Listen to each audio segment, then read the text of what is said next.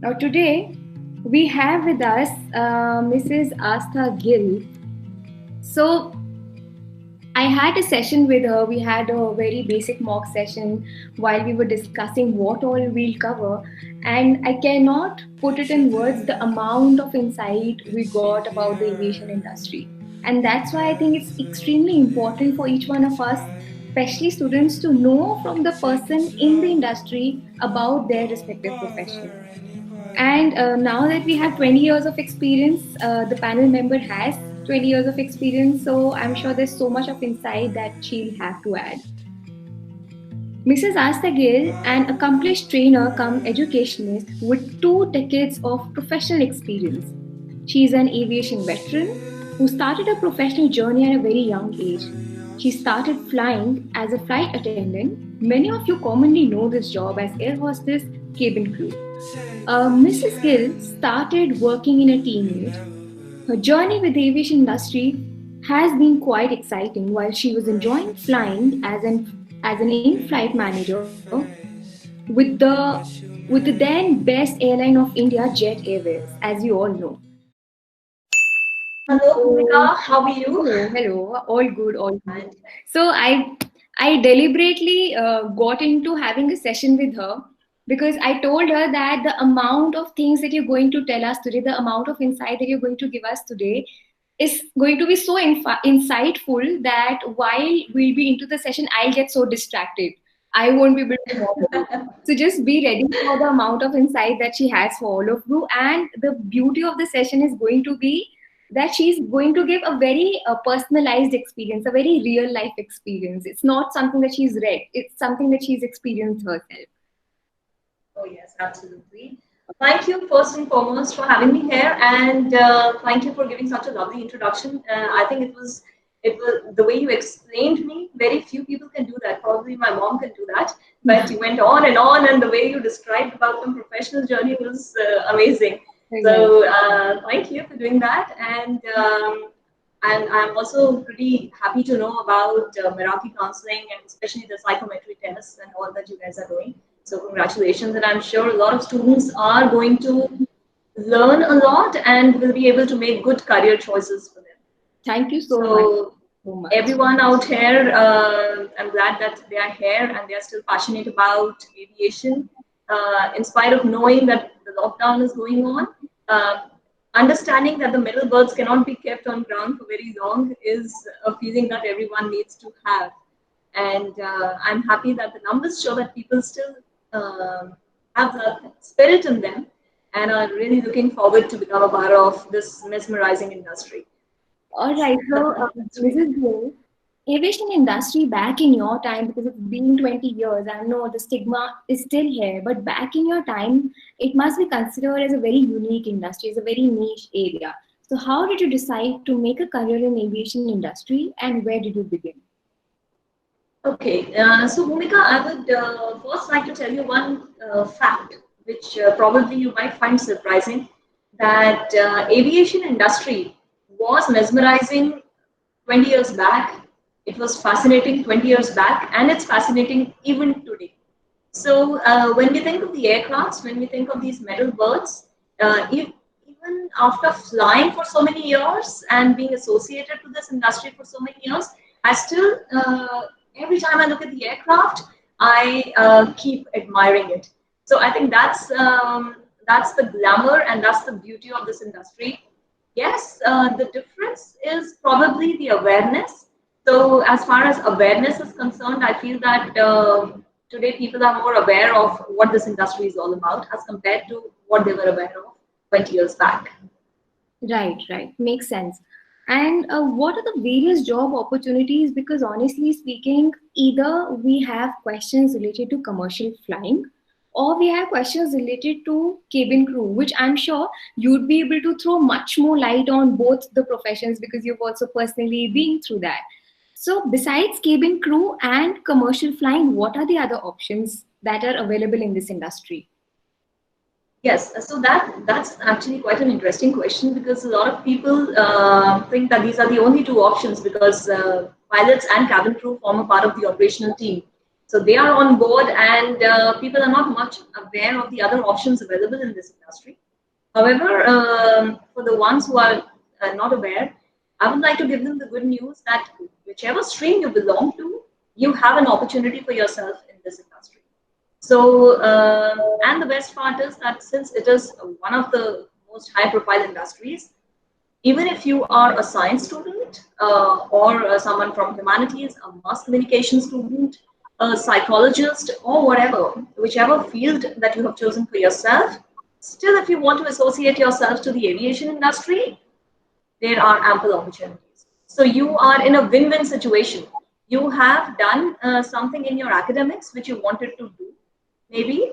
Okay, so if you wanted to be a psychologist, you are today a psychologist. I'm just giving an example for someone who wanted to be a psychologist. Okay, and if that person also wants to enter the aviation industry because he or she wants to enjoy this industry, then of course there are many opportunities. Because when it comes to the operation of an aircraft, when a flight takes off, it takes off with a team which comprises of the pilots and the cabin crew.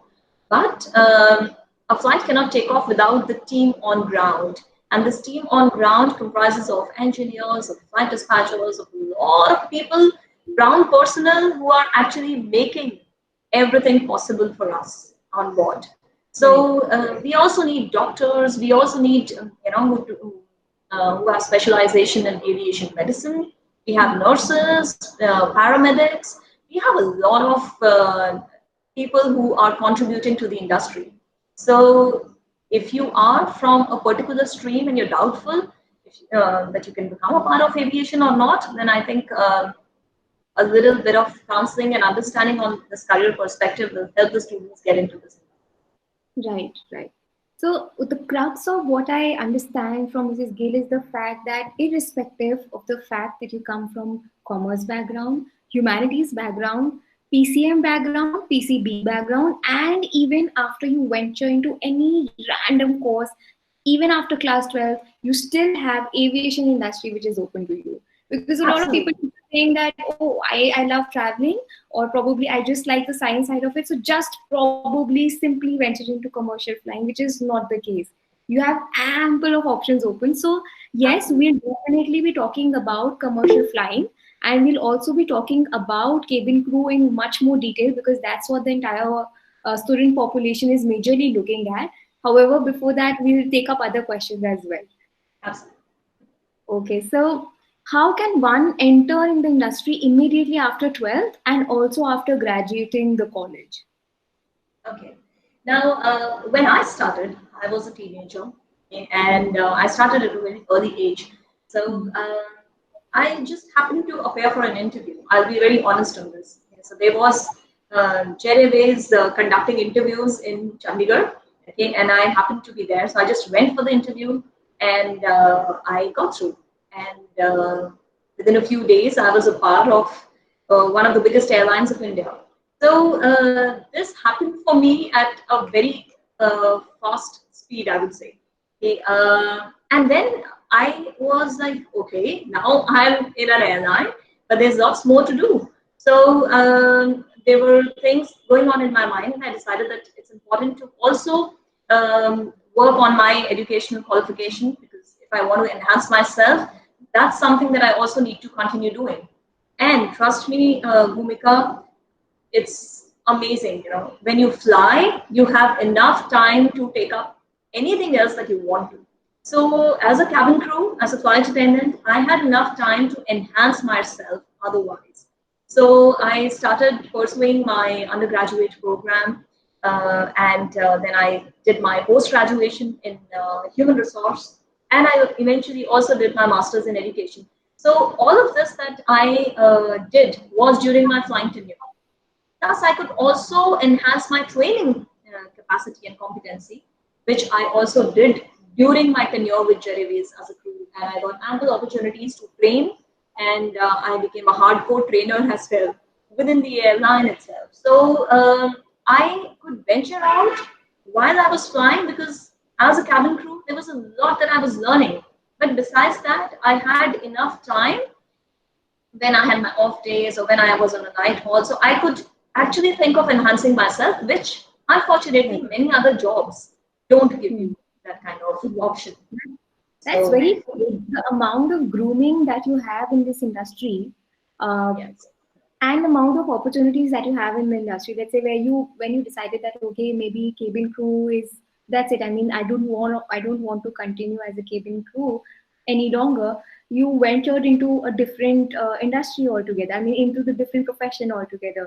And we also have an example of someone from our family wherein he started from cabin crew and ventured into commercial flying. Yes, And so I would like to talk about that as well. But Bhumika, like what you said, that if this scenario, the statement that you just gave, that generally people don't want to continue as cabin crew, honestly speaking, doesn't happen at all. I think it doesn't happen because this is, if I talk about the entire journey that I've had with the aviation industry, my best time was when I was flying. And trust me, flying is addictive. And you want to do a lot of other things as well, you will move on. Okay? Some of my colleagues are still flying as cabin crew, and because they didn't want to do anything else, they just wanted to enjoy, and I'm jealous of them sometimes. But but yes, it is quite addictive, and some people just want to stick to it. But yes, if you want to enhance yourself, you can definitely move on to the other options. Like it happened. If I share my personal experience, I got married to a cabin crew. Okay, so we both were flying, and we fell in love, and we decided to get married. And we got married, and then after some time, he decided to venture out, and he wanted to become a pilot. So he took leave from the airline, and he went for his commercial pilot license training. And he was in US for almost 8 to 9 months, and he came back with that qualification. And today he's flying for Vistara as a pilot. So all of this happened um, because we wanted to try different things, and and we could do that because we started our career as a flight attendant. So that first step that we took in our life of becoming a flight attendant was, I think, the biggest step. So after that, there right. was nothing that could stop us from moving ahead. Exactly, exactly. And both of you are at the peak of your careers. Both of you, in fact. We have a rich history of things with a big struggle story of things that how we have accomplished. And yes, I cherish those days, and I think they've always given us the strength to move on, and to share those experiences with people, especially who are struggling to look forward Right, to the aviation industry. right.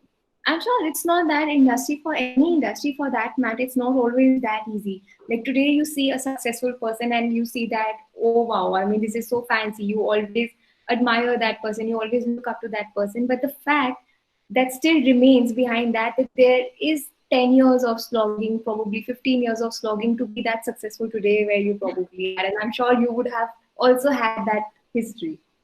Yes, there is a trail of some milestones that were really tough in life, but and all of this happened in so when we talk about success stories, I think we can talk a lot about it, and maybe in some other session, because how the entire thing happened, and the struggle that we had during this entire period is something that we can definitely talk about at length in some other session.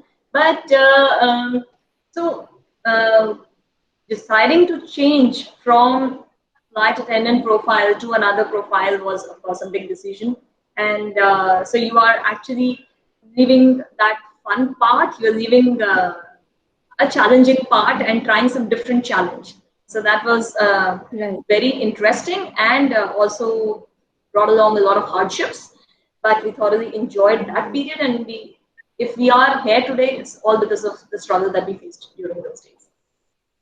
So next question goes that since you did talk about everything about the struggles and everything, so we would also want to know that cabin crew looks like a very glamorous field from the outside, and the entire aviation industry for that matter. Like you would always look up to a commercial pilot, you would always look up to a cabin crew member, and you'd be like, wow, this is so fancy. Perhaps a lot of people are still skeptical about entering the field.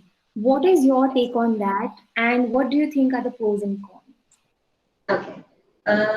See, when it comes to glamour, I won't deny the fact that it's a glamorous industry. And what's wrong in being associated to a glamorous industry? When you are going to fly on an aircraft, which is $1 million machine, a sophisticated machine, it's capable of flying.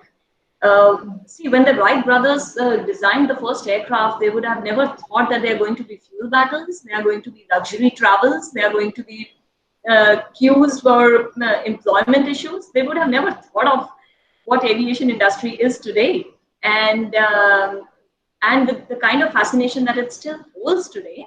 I think the glamour associated to it is quite justified.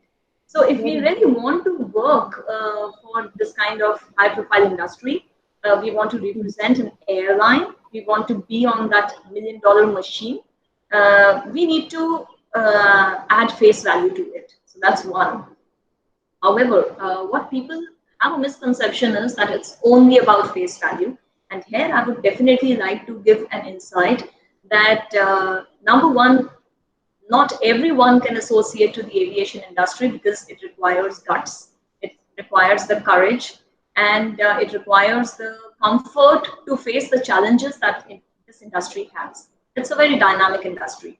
And when it comes to flying on that aircraft, be it a pilot who is handling hundreds of souls to be taken care of, or be it the set of cabin crew who are in the cabin ensuring everyone's safety and comfort and well-being, you really need that kind of personality who understands the responsibility that this job brings along.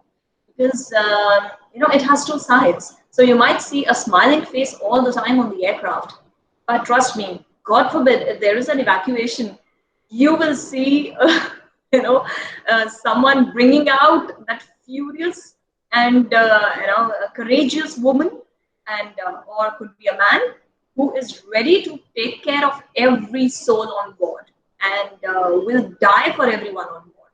So that's the kind of spirit that a cabin crew carries, and so does a pilot when he is flying the aircraft. So, and in fact, I think the spirit can't be visible in the ground personnel, but they also share the same spirit. So they also hold that kind of thing. And but since we are talking about cabin crew, I would stick to that. So as far as glamour is concerned, like I told you, yes, very much there and justified, but it's not only about beauty, it's about being a personality who's very pleasant, positive, who keeps the personal worries behind and is ready to serve better than expectations, okay, and is delivering more than 100% on board. So if you are a cabin crew and assuming that I am associated to the glamour industry, trust me, there could be a heart attack that you'll have to deal with. There could be a childbirth. There could be a hijack situation, a fire on board, or any such situation, a decompression, which is a little technical term to understand, an aircraft ditching into water. So all of this can take place, and you have to be ready to handle those. We just cannot also. I have to mention about the Corona warriors here. In the present situation, when we know that COVID-19 is making everyone struggle around the world, we are appreciating doctors for their efforts, and we are appreciating the police force and everyone. But somewhere down the line, I think we are missing out on the role of the flight attendants and the pilots, who are the frontline staff and are on board in that aircraft where we have recycled air in a pressurized cabin with those suits and with that mask. They are conducting services. They are flying passengers from one place to the other, and they are not even aware of the ones who are carrying the virus. So hats off to all the people who are flying and are serving the country and serving worldwide. So that's the kind of courage that we need. Genuinely, and I think Neja is one of the movies which is a very real life example to state that how, uh, despite the fact your own life is so precious for yourself, you would not think even once about it. You would be all all over the board to just help the passengers, and I think we all really need to acknowledge the fact that as ma'am very rightly said that yes, doctors are being acknowledged. Ma'am very rightly said the entire pharma industry, for that matter, is being acknowledged. But what about the people who was today? In fact, today morning itself, I got a message from my friend that they've come from Singapore to Delhi in a flight, of course, right? Okay. But the idea is that nobody is acknowledging that that industry can be suffering the most. Initially, when people were moving from one country to the other before the lockdown, imagine which industry was like this. This was one industry where everything was so heavy, like they were taking care of sending people to quarantine, they were taking care of ensuring that people are safe, they were taking care of the fact that people are easily moving from one country to the other. But nobody ever acknowledged the fact that they could have also caught coronavirus. So these are certain things that really needs acknowledgement in this industry especially. So probably when things get better, because we have, of course, when it comes to aviation, people in the aviation industry very well understand the role and responsibility that they're performing at this time. And since it becomes a part of the essential services, we know how well it is connected to everything else. So even if we talk about the aviation industry bleeding, or we talk about the aviation industry going through a tough time during the COVID period, I would say that there are many other things connected to it. And since it's a part of the essential services, it will come back, and it will make everyone recognize the efforts of people who are working. Definitely. I think right now there is no one industry that we can say that is not really bleeding. I mean, just right now, education and Yes. maybe not maybe, but 100% the pharma industry, food industry, like just the extremely essential ones are on the top, right? I'm sure every industry would be on a standstill. But yes, Every I'm industry, sure yes. every industry would revive back, and so will be our aviation industry with a completely full-fledged way back. Okay, so actually, I was just about to mention, since you spoke about other industries leading. So, in fact, one of the international symposiums that I attended, ICAO, if I'm sure a lot of people must have heard of ICAO, it's International Civil Aviation Organization. So, I was a delegate in one of the symposiums that was conducted in 2019. Okay, so, there, the kind of insights that they gave about the industry were amazing. And aviation industry is expected to boom in the coming years with thousands of opportunities for people in different domains, especially pilots and cabin crew. So there are going to be many, many, many job opportunities. However, this was something that was totally unexpected by the world. So what I can see, and I wish I could share that graph with you.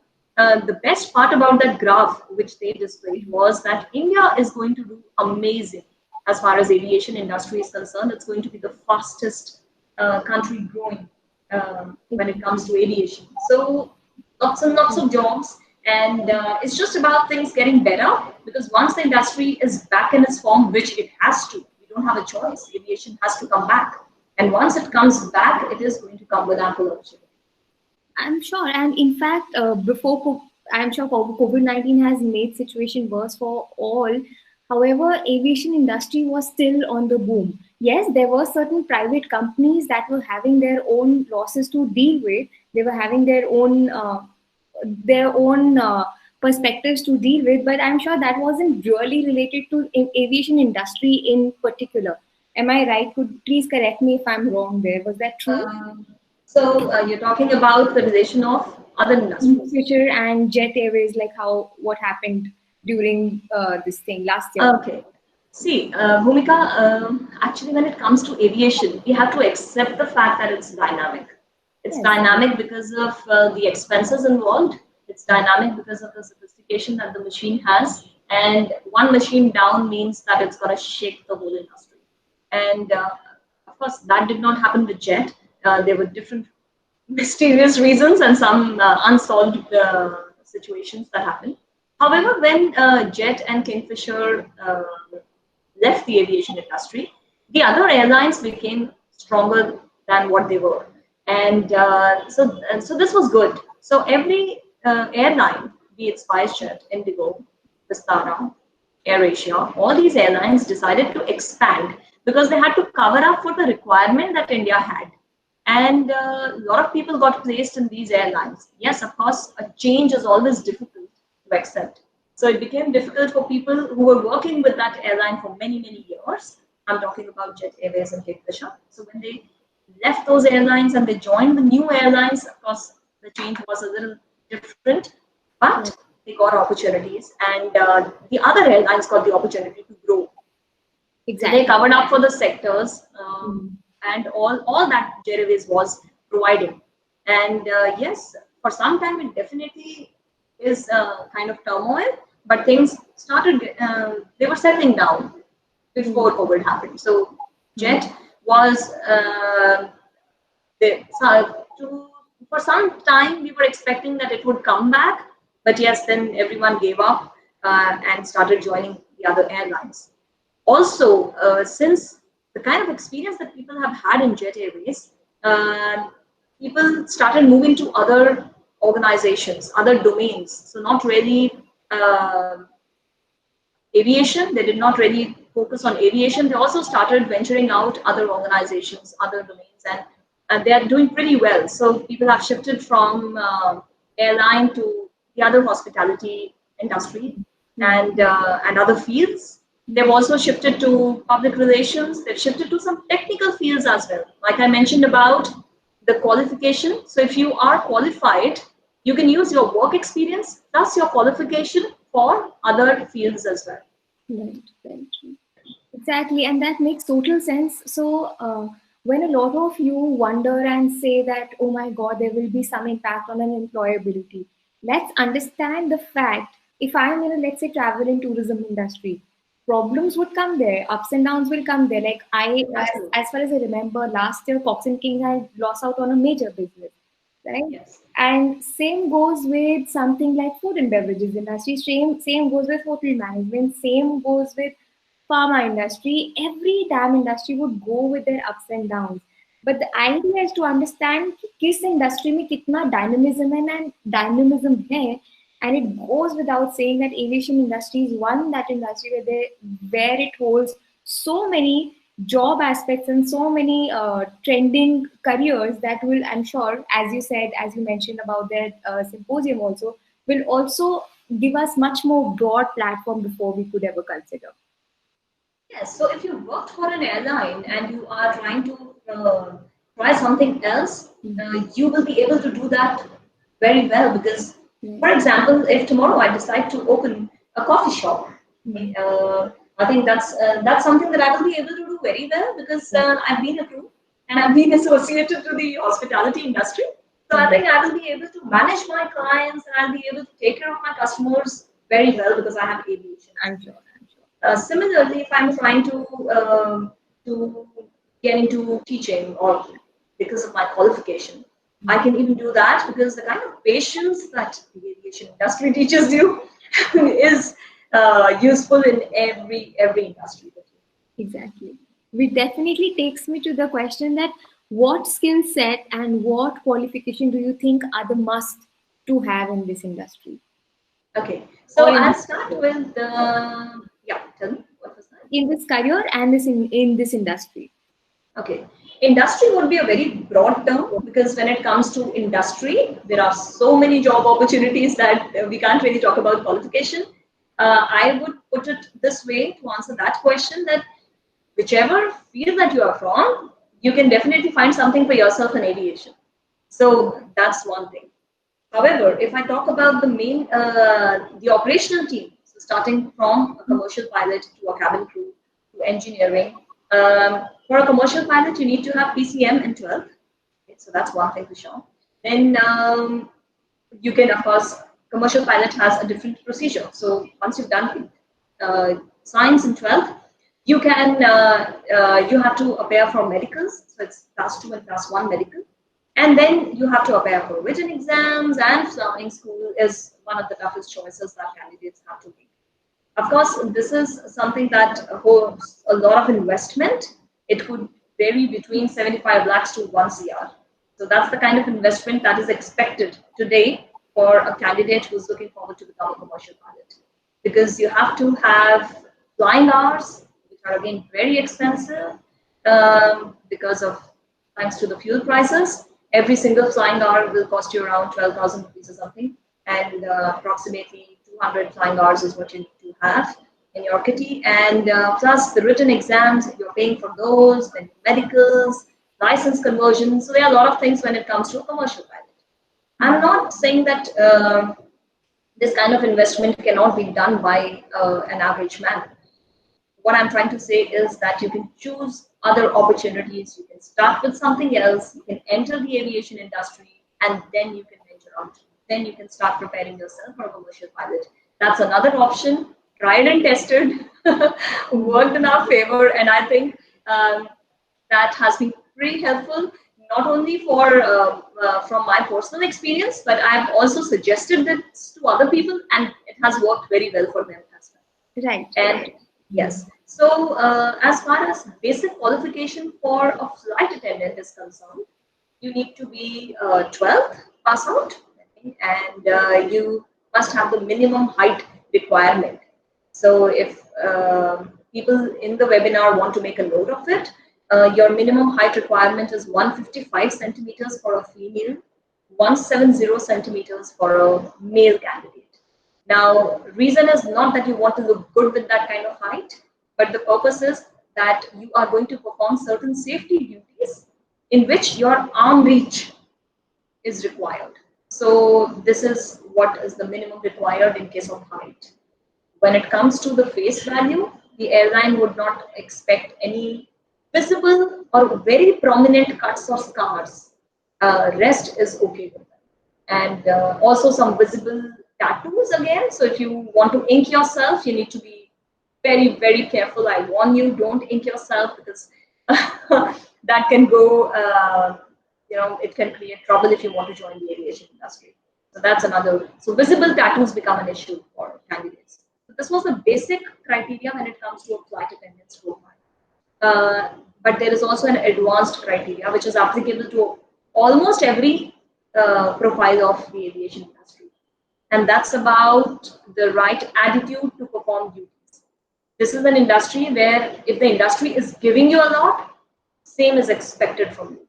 So you need to be humble, you need to have good emotional intelligence, you need to be socially intelligent, and your curiosity quotient is also very important because the more you want to know about the industry, you will be able to adjust in the industry.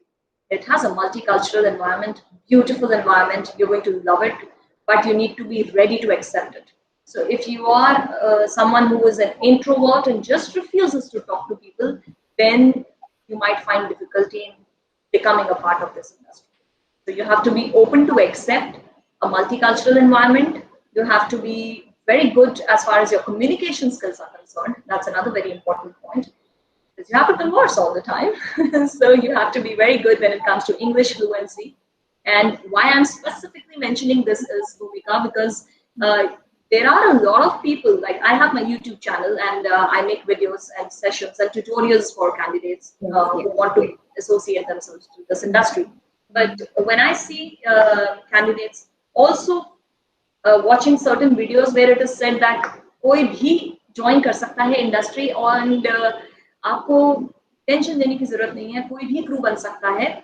That's where the candidates misunderstand the actual requirements of the industry.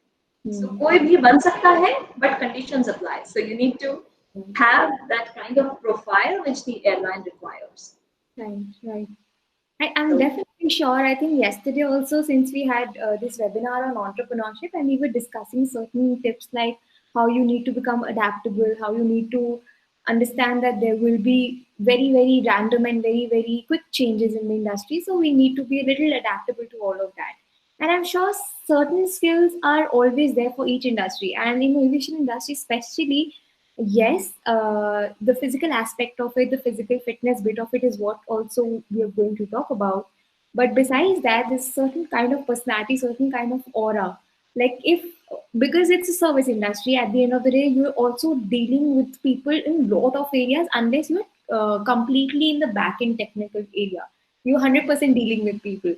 So yes. You cannot be moody all the time. You cannot, in fact, you cannot be moody. You cannot snap on people altogether. So yes, you have to be assertive, but there's certain sort of communication skills. There's certain sort of aura. There's certain sort of personality grooming, which I'm sure ma'am also offers a lot of these services via her venture.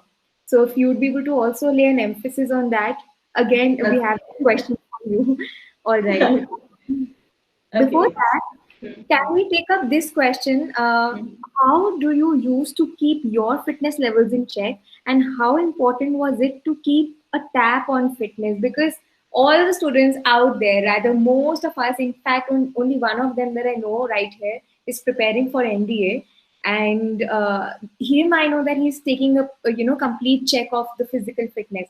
Right otherwise most of us are like couch potato सुबह 6 बजे सोते हैं ma'am हम देखो उठते हैं 3 बजे ठीक है और उसके बाद मैम हमारा ब्रेकफास्ट 3 बजे ही होता है and then we don't know we just lose out on complete pattern and complete routine and exercise का देखो कोई वो नहीं होता हमारे रूटीन में एक्सरसाइज का देर इज नो नामो निशान right so what is your tips on that irrespective of the fact that I'm joining somebody okay somebody is laughing yeah which means I'm right now so irrespective of the fact I'm going into commercial flying people you know that you have to take two major exams which is DGCA 2 DGCA 1 to ensure that you're clearing that medical certification I mean that medical fitness exam unless you do that you cannot go ahead and then especially even in flying options flying careers fitness is something which is very very important so could you please give all of us an insight on that bit? Okay, so Bhumika, I think when it comes to medical fitness, that's the best part about this industry. And unfortunately, a lot of people think that flying say health kharab hoti hai. So, so a lot of people don't join the industry because they think that it is not the right industry. I'm going to ruin my health if I become a part of the aviation industry because working in a pressurized cabin is going to ruin my health and blah blah blah. So I would definitely like to give this good news to everyone out here that even if you are a couch potato, don't worry. Once you become a part of this industry, they won't let you become a couch potato. Oh, And yeah. if your body clock is not the way it should be, amazing. Because when it comes to body clock, it goes for a toss when you are associated to the aviation industry because you're going to do graveyard shifts, you're going to be doing red eye flights, you're going to wake up at midnight, you will be having a biryani at 4 in the morning. You'll be doing all of that, trust me, and it's going to be adventurous and it's going to be great fun. So when you are on an aircraft, 15 hours flight, and you know suddenly kuch nahi hai karne ko, chalo kuch kha lete hain. You know, and you start munching on something that's available, which you've never even tried before. So you'll probably mix up a few things, whatever is available, and you'll just have it. So sometimes our meals used to get very exotic. So as far as fitness levels are concerned, if you think that we have to starve, no, that's incorrect. But it keeps us on our toes. If I talk from a flight attendant's perspective or a ground person's perspective, this profession keeps us on our toes, and we walk for kilometers, I think, when it comes to an aircraft or when we are walking at the airport or whatever. So yes, people who are fond of gymming do that. I've never done that all my life. I've never done that. Yeah, but I feel that every time I could clear my medical because this is a profession which keeps you very active.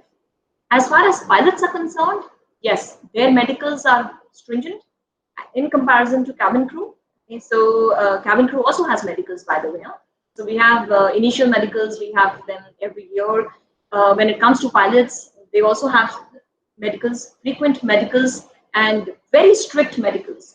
So, and yes, they have a sitting job. So that's where it becomes a little challenging for them. So they could probably come out of the cockpit one by one and stretch their legs and everything. That little bit they can do. But yes, they have to make sure that they go on a jog or they go for a walk, and they take a little precaution when it comes to the kind of food that they are eating, you know, all of that. So, and because our medicals take place, we have to make sure that we are fit. So you would find a pilot taking care of the sweet content, sweet intake. He would be taking care of the junk food intake when his medicals are closed. So, and that detoxicates his body and helps him do good. So it's like a blessing in disguise. You don't even get to know that you've actually detoxicated your body because of your professional requirements.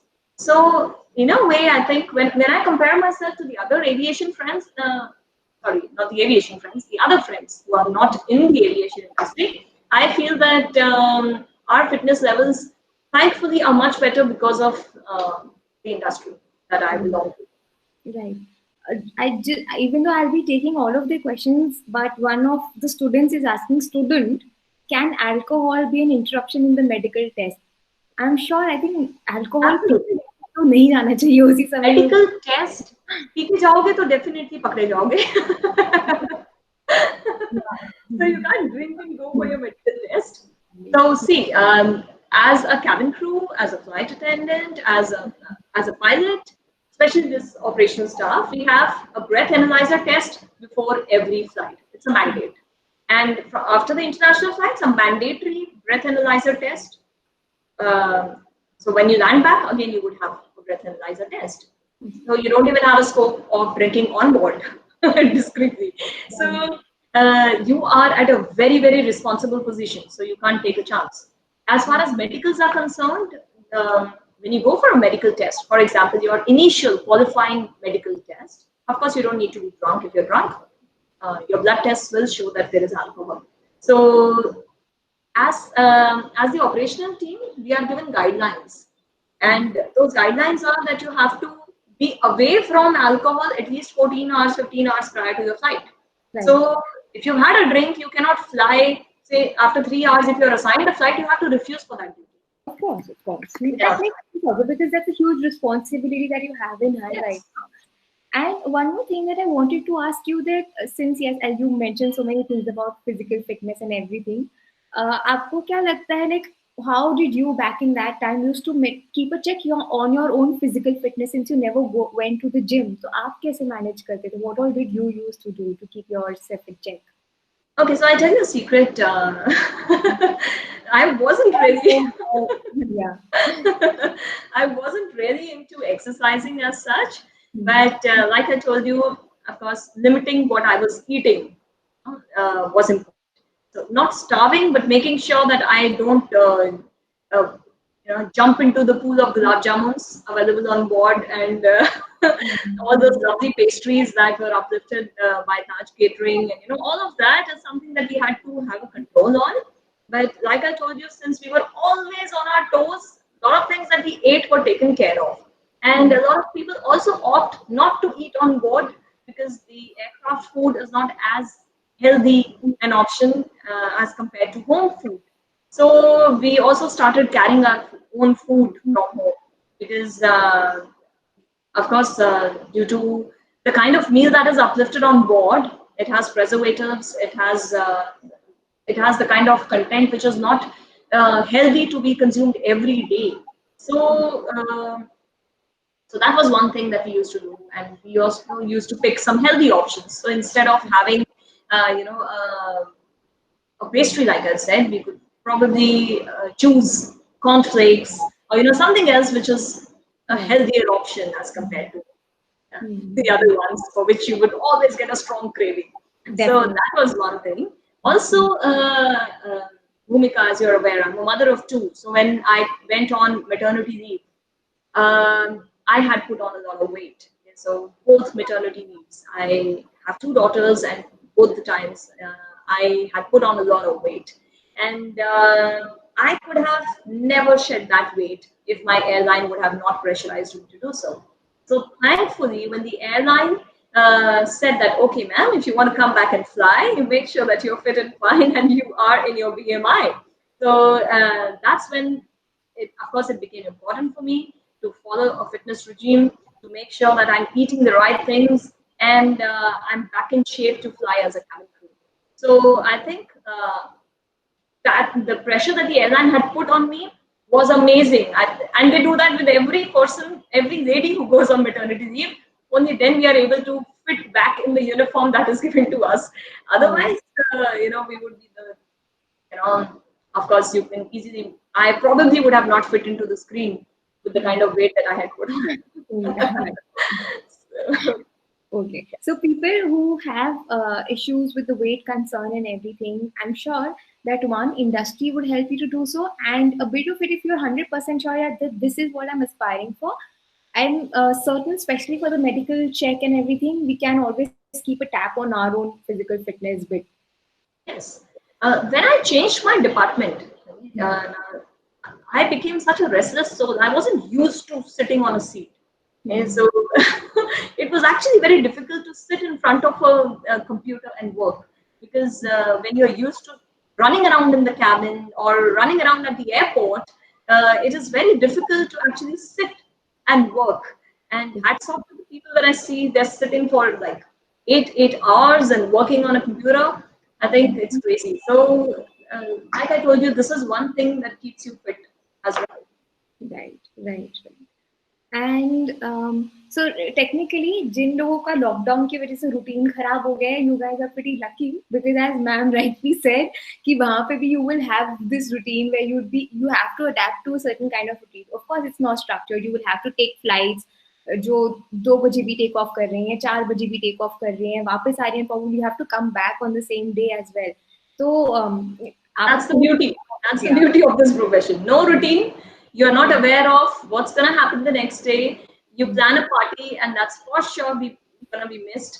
So that's the most amazing part of this profession because you would enjoy a holiday when everyone else is working, and so it's not about the Sunday struggle to in a mall. You would get any day off, and it's not about getting a public holiday. You choose your own holidays, so that's there. And I think that's this uncertainty is what you love about the profession. You'll actually love it. so people who are into really, going for adventure or, certainly have or are willing to get a proper adrenaline rush in the career, I think one area which is aviation is definitely a must try in that sense because that's Uh, मेरा continuously. बस चले ना भूमिका. I feel that everyone should start as a flight attendant.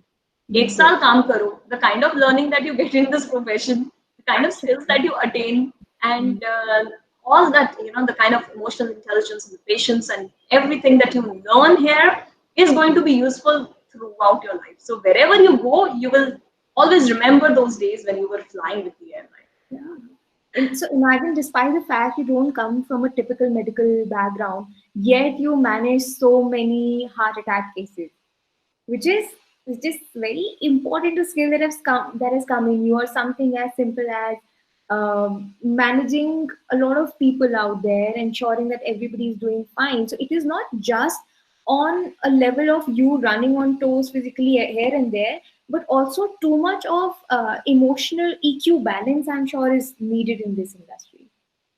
Yes, and when these, medical was something that I always took pride in. So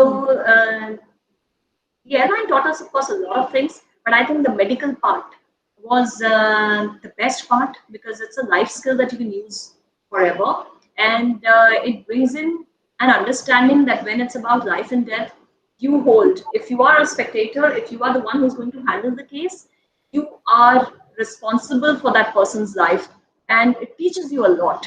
So when our training started, we were very scared about things like handling a childbirth. Wow, an 18-year-old thinking of actually handling a birth if it happens on board was something quite surprising, and we were very scared to do that. But the way we were taught those things and those lessons, I think they were amazing.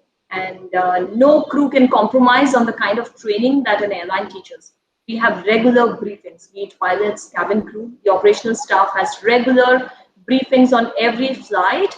We have to make sure that we are up to date with the latest medical, the ways how we handle the patients on board, how we have to handle firefighting or any other situation that happens on board. Exactly. So that's there. So you keep updating yourself, and you have to be very good with it. Right, right. I think, ma'am, we quickly start taking everybody's question so that towards the end, Yes. because we certainly still have questions revolving around work-life balance, this, that. But I'm sure it's, since it's so subjective, we can keep talking about it the entire day. So let's firstly quickly take their questions, and then whatever time we'll be left with, then we'll go back to our own generic questions. So the first question is, what are the options, ma'am, after opting humanities? So if this person has humanities, so what all they can do in this industry? Okay, so flight attendant is one thing for sure that you can look forward to. And if you are doing a specialization when it comes to humanities, then there are other options available as well. So with humanities, if you are targeting psychology or any other subject which can be adjusted in this field, then you can definitely look up to it. With Even humanities, of course, we also have many other options like we were discussing about public relations and so mass all of that, communication. customer service, and all of that can also be there. Right.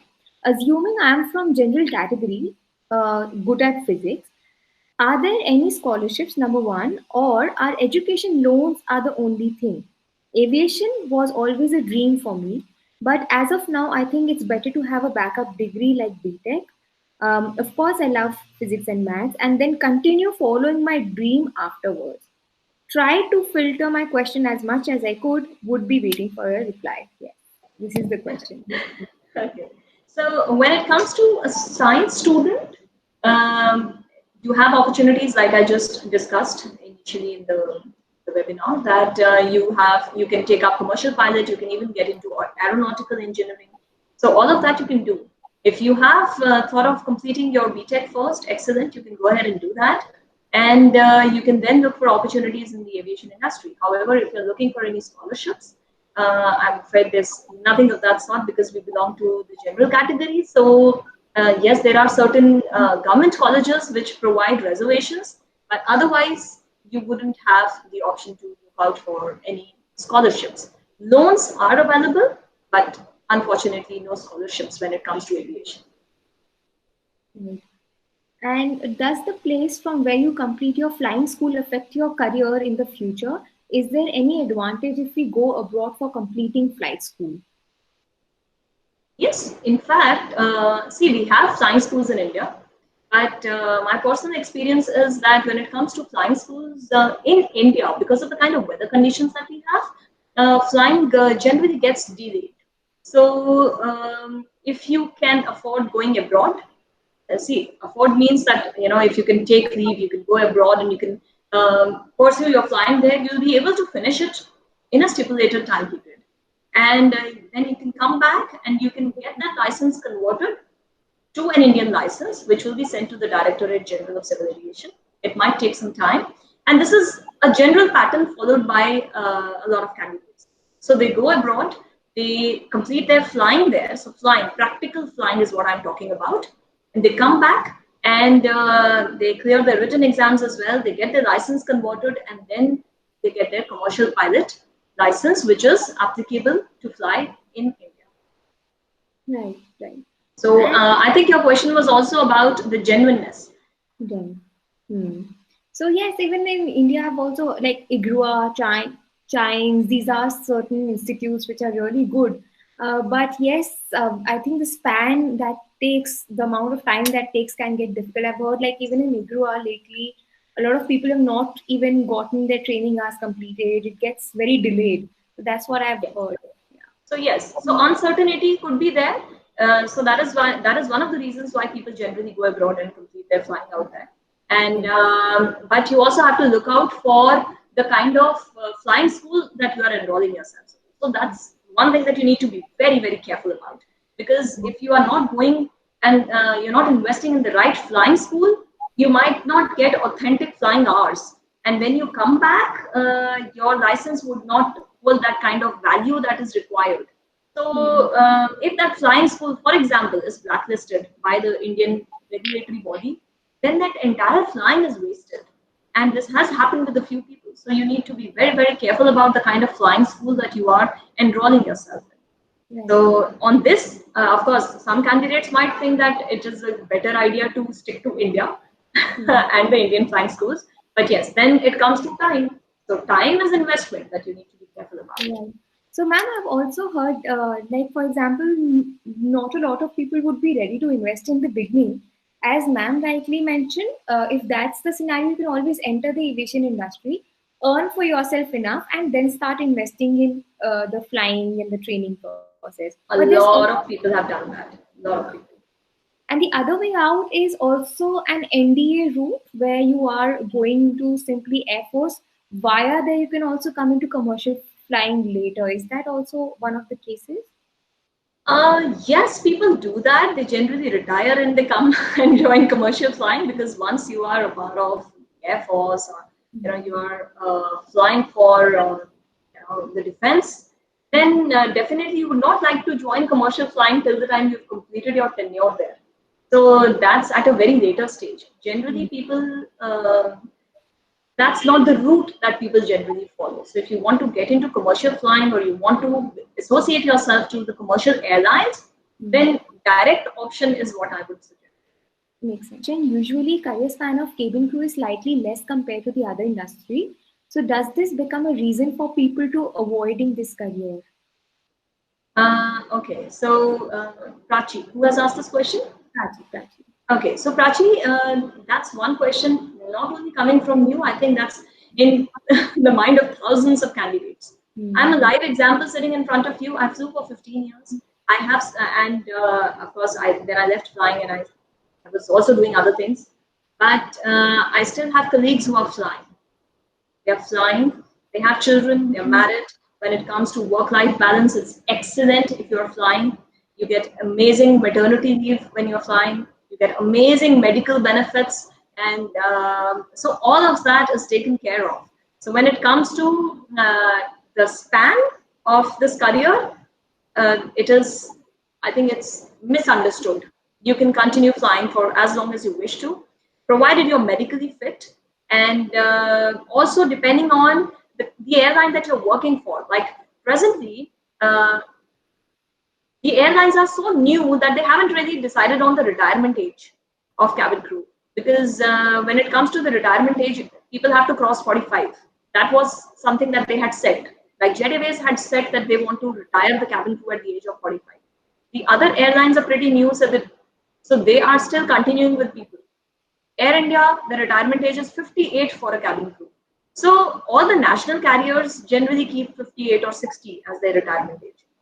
So as far as continuing with this profession is concerned, you can do that for as long as you wish to. Right, right, right. And as you also rightly mentioned, that because cabin crew as a career gives you so many skills, and in terms of personality grooming, this that even after a point of time you feel like that, okay, let's venture into something else. The amount of training and the amount of learning that you've done in cabin crew, you would always help you throughout your lifetime. As ma'am is also into training and education right now, so I'm sure there's so much of skill set that she's carried from that profession that are really helping her right now. Bhumika, we were talking about people wandering and not really aware of where to go and how to look for opportunities in aviation. I think that was the drive that forced me to start Special Persona, because I saw a lot of candidates going to academies. I don't want to name. I think it's pretty obvious with the kind of trainings that most of the academies are offering. So it was important that we have the kind of training which can help them get into the airline. So training them on skills which are required by the airline. Here we just need a 12th qualification as far as education is concerned. And we need certain skill set for which the candidates have to be prepared for. We don't have to teach them firefighting, hijack, and all those other procedures which many other academies are doing and are minting money. So we need to prepare candidates for interviews, and that's what we do in Special Persona. So our target is to prepare the candidate in the shortest possible time. It could be 1 month, it could be a week, it could be 2 months, and a maximum of 6 months for someone who has major English fluency issue. But I think that's enough for someone to get ready for the kind of opportunities that we are looking for in aviation. Right. So, ma'am, what kind of students like can come to you? Like, where all exactly we'd be able to cater to, and what kind of students can actually come to you and visit you? Okay, so Special Persona is taking care of varied trainings. So it's not only from the aviation perspective, but we also prepare candidates for other interview skills. But sticking to the aviation industry, I would say that the aviation, we prepare candidates for ground personnel, we prepare them for cabin crew, and on interview skills, on their basic grooming, how they have to present themselves, their body language, and their professional etiquette. So all of that is what we prepare the candidates for. And so that's one thing that we take care of. Besides this, candidates in special persona come from different backgrounds. So I have taken care of BTech students, BBA, BCA, you name a category. We've had students from there who eventually decided to join aviation industry. And unfortunately, employment issues in India have always been troublesome. So candidates from different fields with that kind of qualification choose to become a flight attendant and then venture out the other options available in the aviation industry. And I think that's quite a wise decision, because at least start, get into the industry, and then you look out for the options available. Right, right. So, as one of the questions that was asked in the form as well, which rightly asked that, okay, what if the investment cannot be done right now, and if you're someone especially very good with physics, maths, and everything, so definitely keep your backup options. Start venturing from your backup option, and once you have enough investment to put in the flying bit, you come back, put it in the flying bit, and then go ahead. Also, I mean that option is never closing down for you, is what I'm understanding from her. Yes, absolutely. Right. So what exactly is the option, especially if you are a pilot? If fitness is altered later in life, maybe you have to stop flying, or the company offers other jobs for the person. Maybe what I'm understanding is कि अगर आपका fitness alter हो जाता, I mean Yes, fitness I've alter. understood that question. Medical is one thing that definitely is doubtful. So his question is pretty valid. So what he wants to understand is that what will I do if my fitness levels are not as per the requirement? So this could happen in any profession where those particular requirements are there. For example, even if you're working for the defense forces, your fitness levels have to be excellent. Similarly, in commercial flying, your fitness levels have to be great. Yeah, so if that is compromised at any stage, the airline is going to put you on a temporary medical leave. They will be paying you. So there is an insurance given to the pilot, and the pilot is paid till the time he comes back to those fitness levels. However, if it is severe, if it is something that can never bring him back to flying, then it totally depends on his qualification, so he can venture out other things also.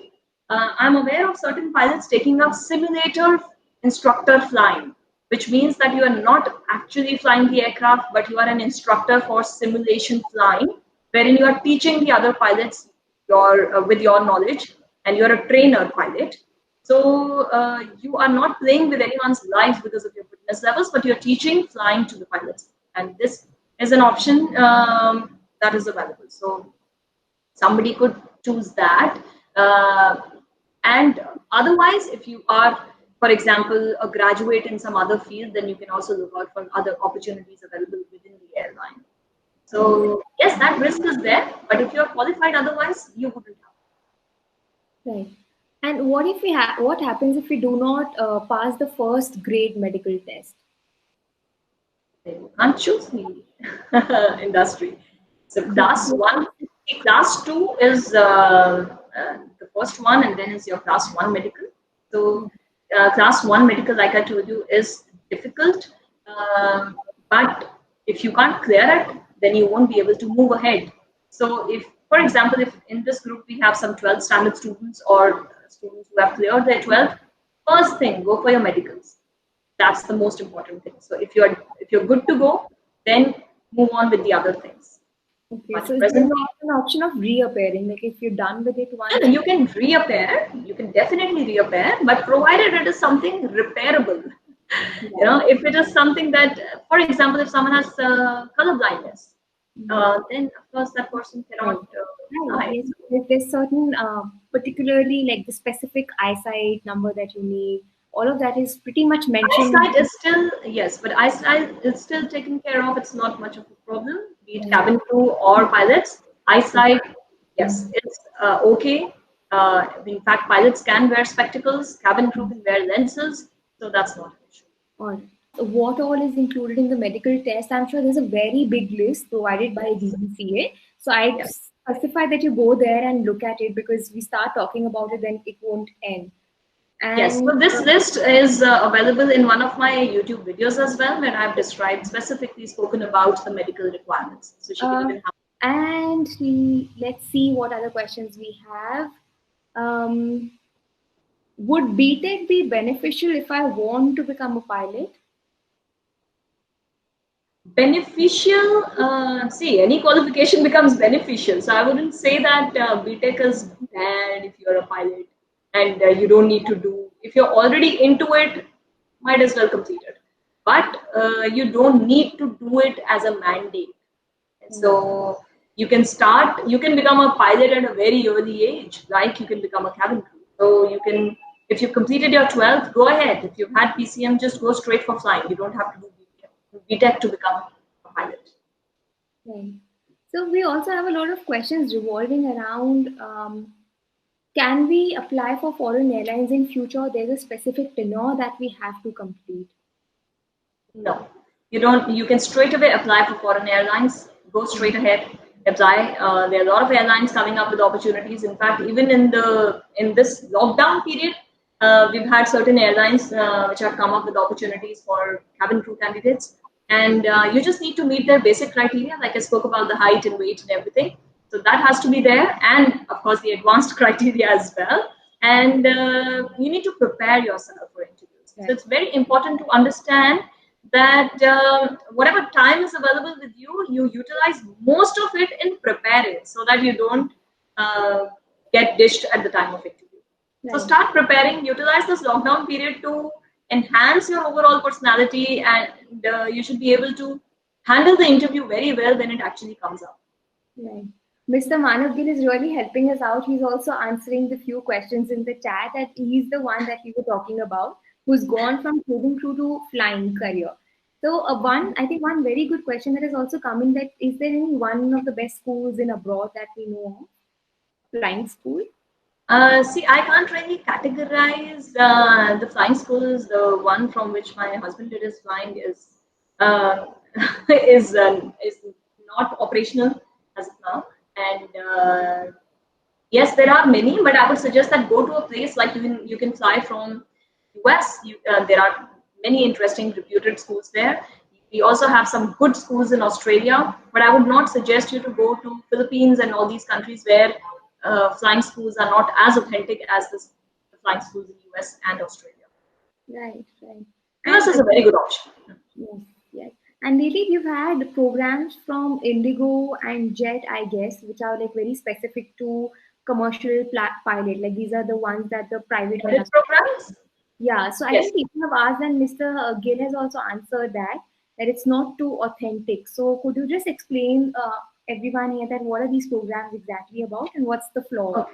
in these? Okay, so the programs are where the airline says that okay, you want to be a pilot, come prepare for a test, and you pay us this much money. Okay, so there's a huge amount that you pay to the airline, and you Very sign a good. yes, and you sign a bond with them that you're going to continue flying with them for a few years. So that bond is there, and that money is invested. Now, when you start with the cadet program, you might not be able to clear certain exams that they have. Thus, keeping in mind the dynamics of the industry, the cadet program might be put on hold for some time, and there are certain flaws, like you rightly pointed out. So, cadet programs sometimes uh, make you get stuck into you are just there, and now you don't know what to do because you've invested so much money. So, I suggest that it would be better that you do everything on your own rather than choosing a.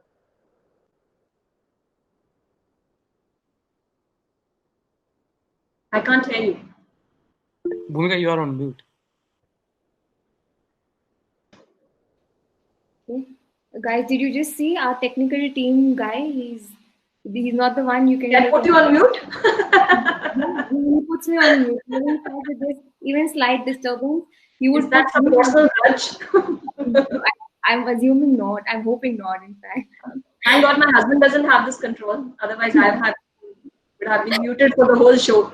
Well, for probably half the lifetime. Ask again, ma'am, what do you say about that? Most of us.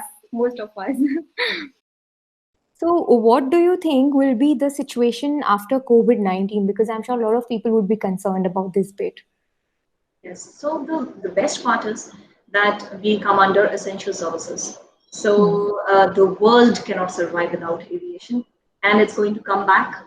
Yes, it might have some initial glitch, but it will come back, and it's going to uh, do amazing. The kind of growth spot that we are expecting in the aviation industry is amazing, and I'm sure it's going to happen. So that is forecasted, and things will get better for Right, sure. right. Okay. And somebody in the panel asked, in the audience asked that what are the challenges that you faced in specific, certain challenges that helped you grow or were certain that really took you down. So could you be able to share certain personal experiences of yours? Yes. See, when I started, like I told you, my initial first step wasn't a challenge. I went for the interview, I got through, and that was amazing. I didn't even know that, okay, what next? So, this small town Chandigarh girl was landed in Mumbai, and that was a big step, one of the biggest steps of my life. So, I went there, I used to cry, I used to be homesick, and I didn't know what was happening.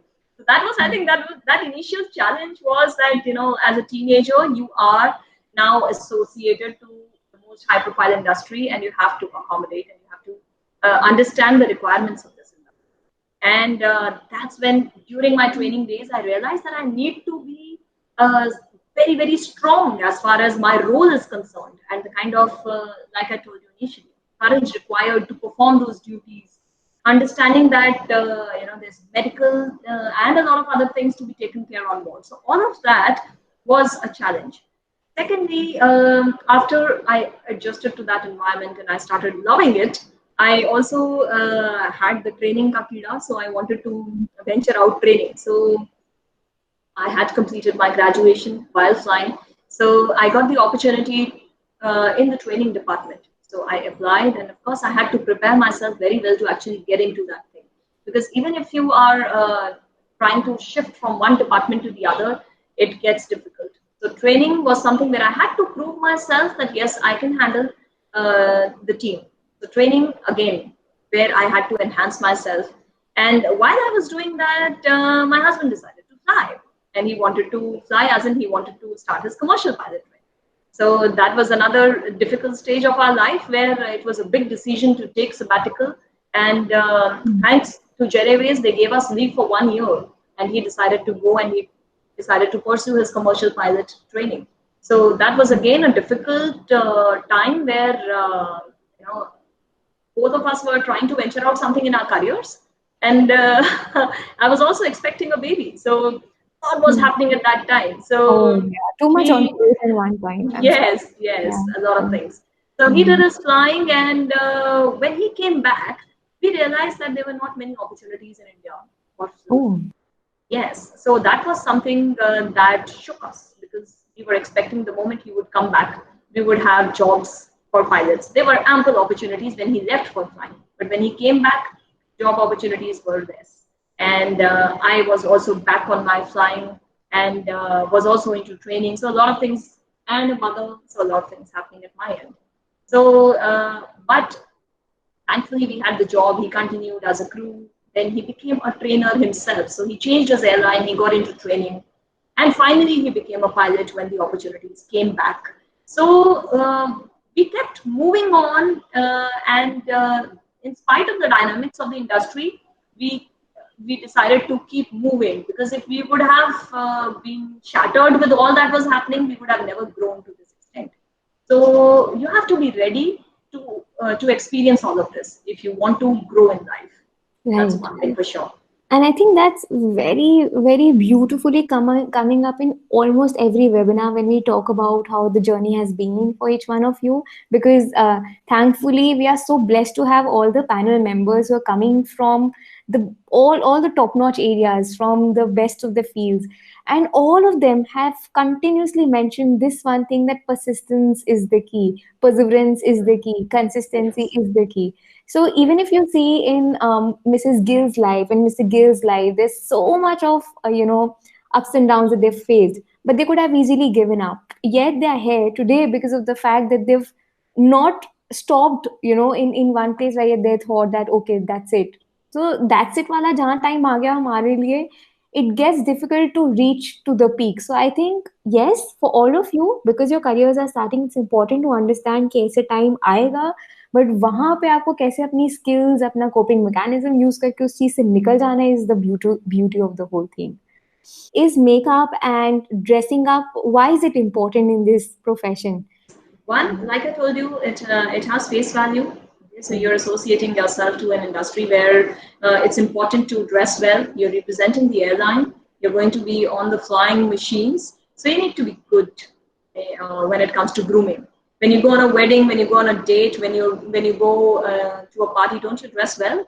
So it's similar to that. It's like you're having a date with an aircraft every day because you're going to be absolutely in love with those middle birds. So you have to make sure that you dress well when you go on an aircraft.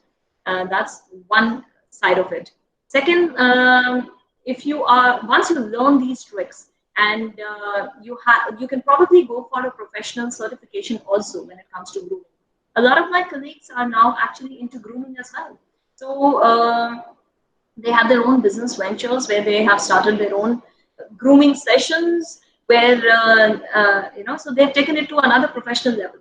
So grooming helps you both ways. One, of course, when you're flying for the airline, and secondly, you can actually use it as a skill later on.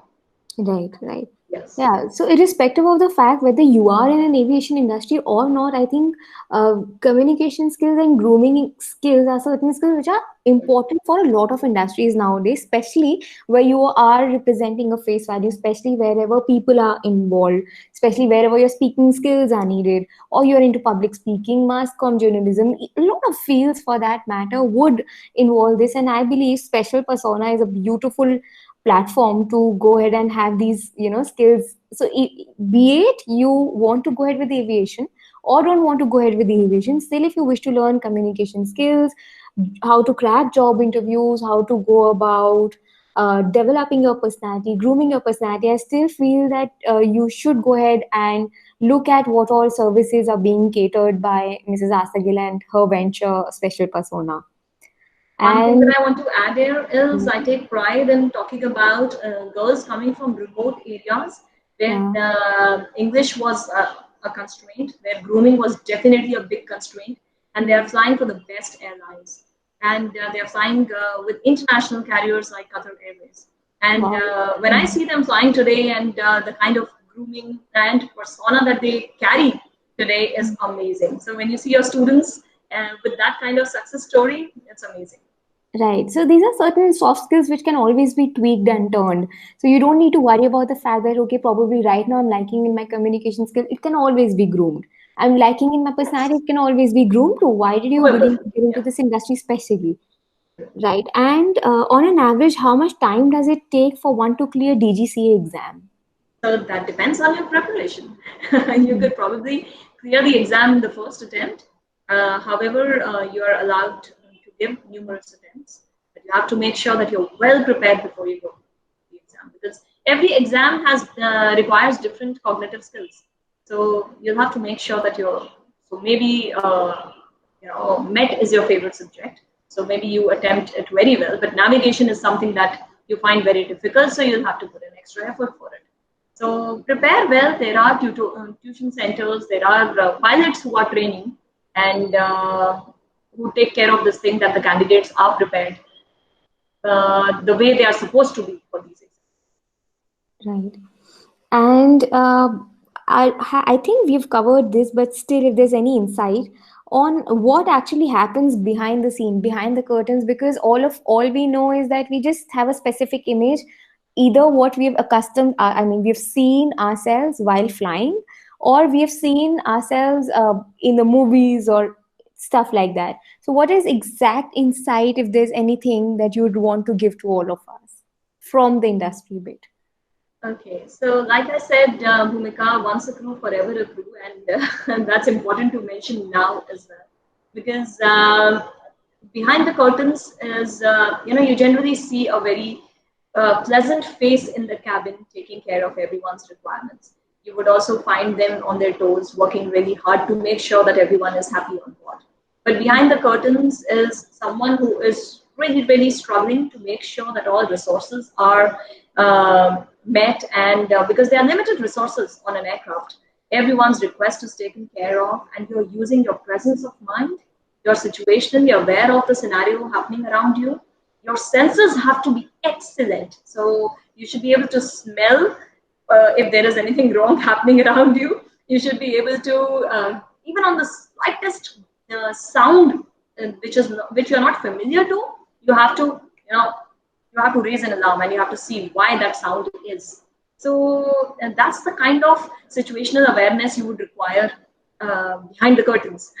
so so no one usually can imagine the kind of effort it takes to make a cabin crew, and the kind of effort that a crew puts in when they are on board.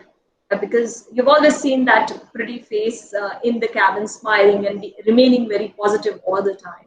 But trust me, what it makes you, your personality very strong and durable. I Right, would say. right. For the lifetime, For the life. I'm assuming, right? Yes. We'll need to spare Miss Astha Gill right now because I'm sure she also has a lot on plate right now. She has two kids who must be definitely waiting for her.